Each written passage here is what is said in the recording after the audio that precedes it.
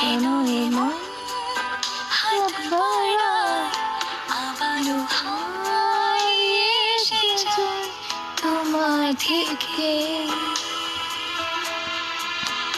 তুমি জানতে পারোনি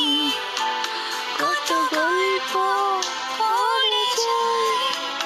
তুমি চিনতে পারোনি আমাকে